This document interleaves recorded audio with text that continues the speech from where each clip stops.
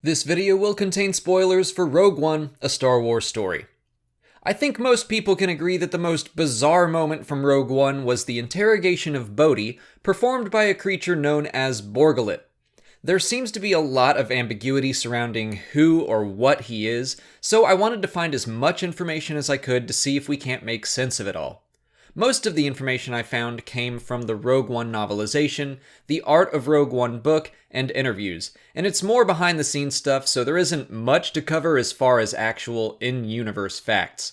We don't even know for sure whether Bor Gullet is a species, or if that's the character's name, but from what I read, I think it's his actual name. Again, I'm not totally sure. What we do know is that Bor Gullet was a telepathic cephalopod that worked for Gerrera. He was 10 feet long, 6 feet wide, and 6 feet tall. He had very limited mobility and required life support to survive on Jedha. Bor Gullet fed off of other beings' emotions, and his favorite quote-unquote foods were fear, sorrow, and sadness.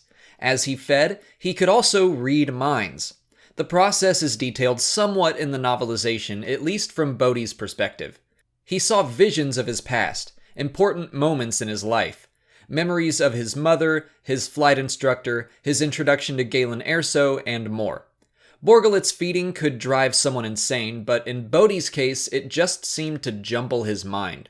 For a while, he had difficulty separating the present from the past, as his mind worked to put things back in order. Needless to say, it was unpleasant. According to writer Chris Weitz, the original script had Jin as the victim of Bor Gullet. Gareth Edwards wanted a creature that had incredible mental powers that was hindered by its physical abilities. Bor's telepathic powers are described as metaphysical, and I believe it's meant to be kind of a natural force ability.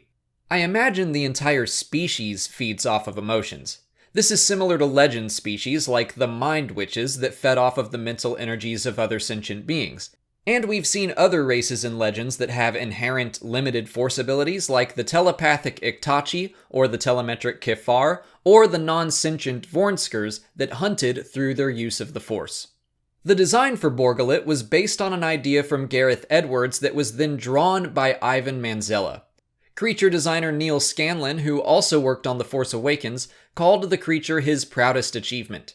His team sculpted Bor as a full-size puppet using 2.5 tons of silicone. It took 15 puppeteers to operate his body, tentacles, and eyes.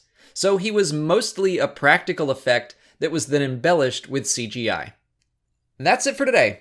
If you haven't already, please like this video, subscribe to the channel, follow me on Twitter, Instagram, and Facebook, and consider checking out my Patreon page. As always, thanks for watching, and may the Force be with you.